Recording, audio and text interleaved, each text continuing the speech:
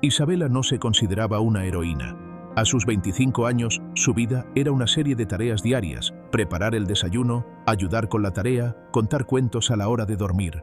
Su trabajo era ser la niñera del hijo de un magnate de la tecnología, un hombre llamado Julian Sterling. La mansión era una fortaleza de vidrio y acero, con un aire tan frío como los datos que su padre manejaba. La soledad era tan palpable en la casa que casi se podía tocar. Pero en la vida de Matías, el hijo de 5 años, Isabela era el sol. Matías era un niño con el alma de un poeta y la mirada de un anciano. A sus 5 años, había visto más tristeza que cualquier adulto.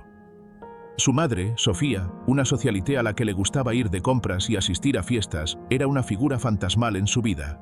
Su padre, Julián, un hombre de negocios implacable, era una presencia fría que se presentaba en la mansión de vez en cuando.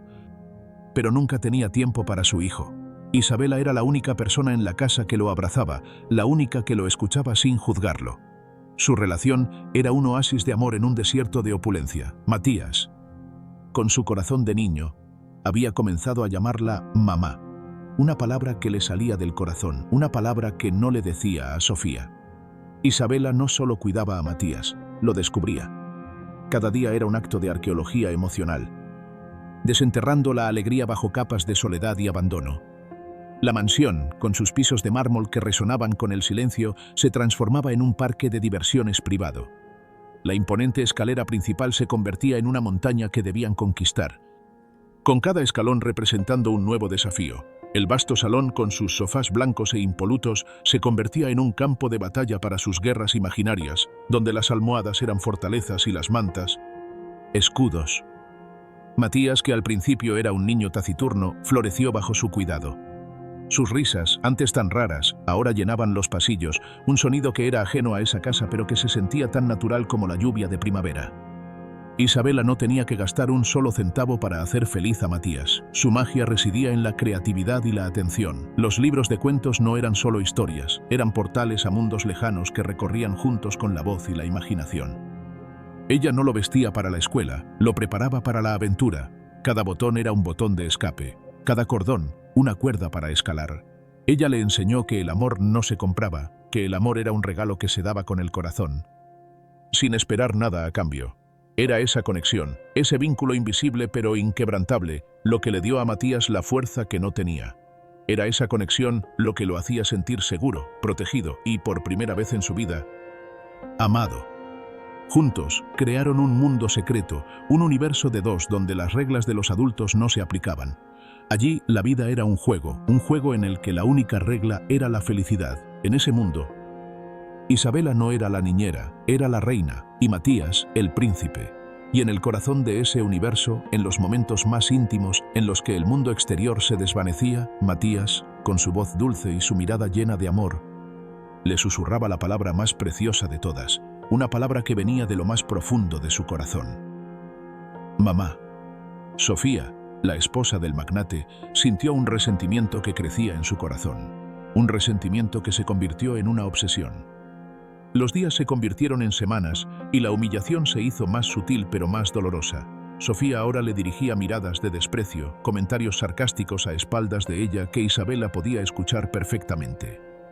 No sé cómo una persona puede vivir con tan poca ambición, le dijo una vez a otra amiga mientras pasaba junto a Isabela. Algunas personas simplemente están destinadas a ser invisibles. Isabela sintió que un cuchillo se le clavaba en el alma.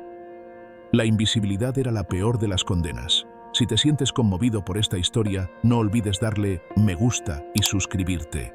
Tu apoyo nos ayuda a seguir creando historias que te mantendrán pegado a la pantalla. La humillación se hizo más dolorosa con el tiempo. Sofía ahora la trataba como una esclava.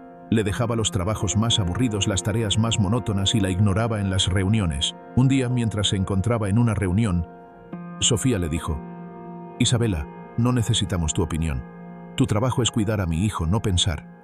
Isabela, con la mirada en el suelo, asintió. Se dio cuenta de que su apariencia había creado un monstruo. La gente no veía su bondad, solo su ropa. Sentía un dolor físico, una presión en el pecho que le impedía respirar. El dolor era tan intenso que apenas podía respirar. Se dio cuenta de que su invisibilidad era una maldición que la hacía vulnerable a la crueldad de los demás. La invisibilidad que había buscado ahora era una cárcel de la que no podía escapar. Una tarde, cuando Isabela estaba jugando con Matías en el jardín, Sofía los encontró. Matías, con su sonrisa de niño, la abrazó y le dijo: «Te quiero, mamá». Sofía, con la furia en sus ojos, se acercó a ellos. «No la llames así, yo soy tu mamá», le gritó. El niño, asustado, se escondió detrás de Isabela. «No te vayas», susurró. Isabela, con el corazón roto, se disculpó. «Lo siento, Sofía». Sofía la miró con desprecio. «Ya no te necesitamos, Isabela, estás despedida».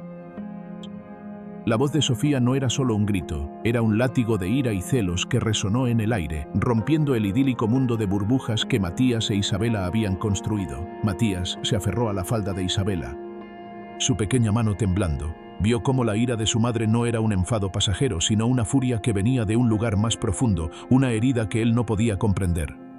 Isabela, con el corazón destrozado, abrazó al niño, puso su cuerpo entre Matías y Sofía, como si fuera un escudo. El dolor de la humillación no era nada comparado con el dolor de ver al niño sufrir. Sofía, al ver la escena, sintió un resentimiento que crecía en su corazón. Su rostro se descompuso en una mueca de dolor y frustración. La imagen de Matías abrazando a Isabela era una herida abierta. Era una prueba de que su hijo la veía como un extraño, una confirmación de todos sus miedos. El miedo de no ser suficiente, el miedo de que la abandonaran. Sus palabras, que salían como un grito, eran la manifestación de su dolor y de su impotencia. Se dio cuenta de que había perdido, que el amor de su hijo le pertenecía a otra mujer. El dolor que sentía Sofía no era por su hijo, sino por ella misma. Se dio cuenta de que no era una madre, sino una figura decorativa, una figura que estaba ahí para decorar una casa, no para amar a un hijo. La ironía era cruel. Se había apropiado de la felicidad de su hijo y se había deshecho de la única persona que lo hacía feliz. Su corazón se llenó de un dolor tan profundo que apenas podía respirar. Se dio cuenta de que había fallado como madre, de que había fallado como mujer.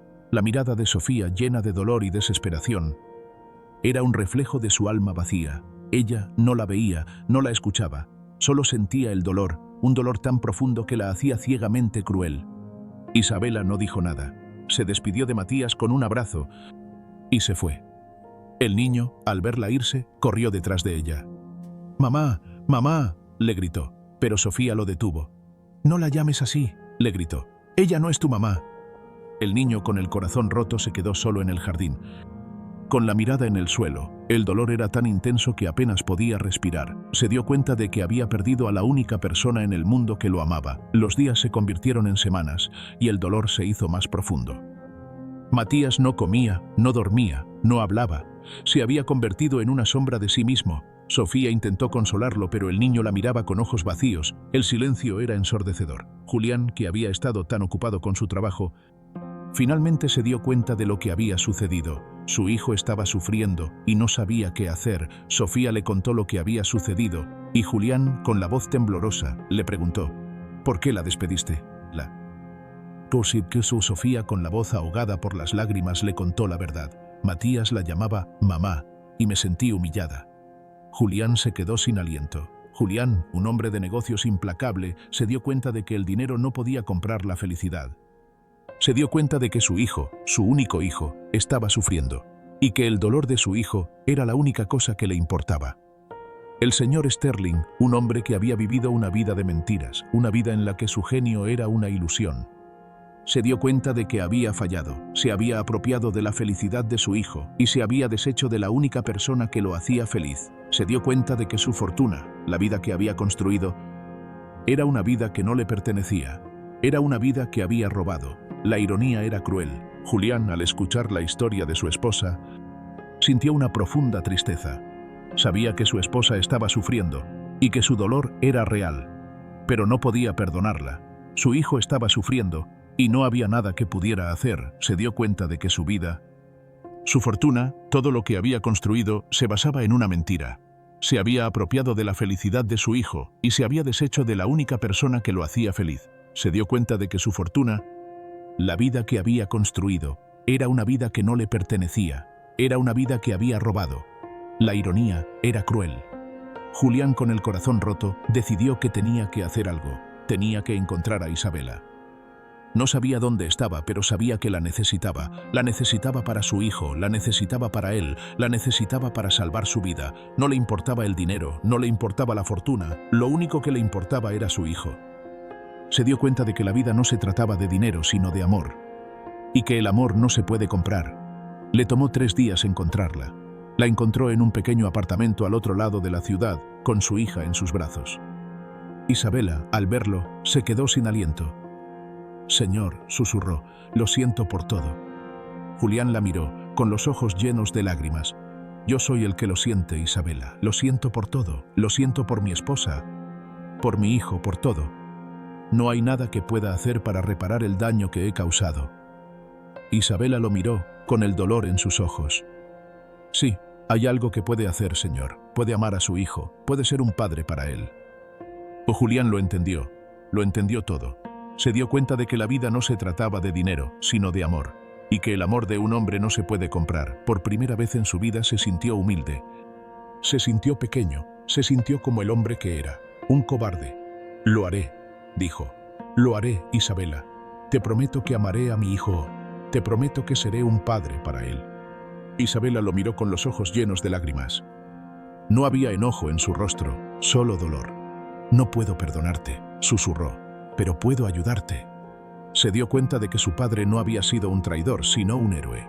Y Sofía, la mujer que la había humillado, era la mujer que había traicionado a su esposo. La ironía era cruel. Se dio cuenta de que su esposo, su único esposo, había sido un hombre de bien, y que la vida, al igual que el honor, siempre sale a la luz. Julián, con su ayuda, se convirtió en un hombre de bien. Usó su fortuna para crear una fundación que ayudaba a los jóvenes a perseguir sus sueños sin importar su origen. Y Isabela, la empleada invisible, se convirtió en su socia, en su confidente, en su amiga. Juntos se convirtieron en una fuerza poderosa en el mundo de los negocios. Y la empresa Sterling, que había sido una empresa de traidores y humilladores, se convirtió en una empresa de bien, una empresa que valoraba el talento por encima de la apariencia y que valoraba el honor por encima de la fortuna. Hemos llegado al final de esta emocionante historia. Si te ha gustado, no olvides darle a me gusta y suscribirte. Tu apoyo es nuestra mayor motivación.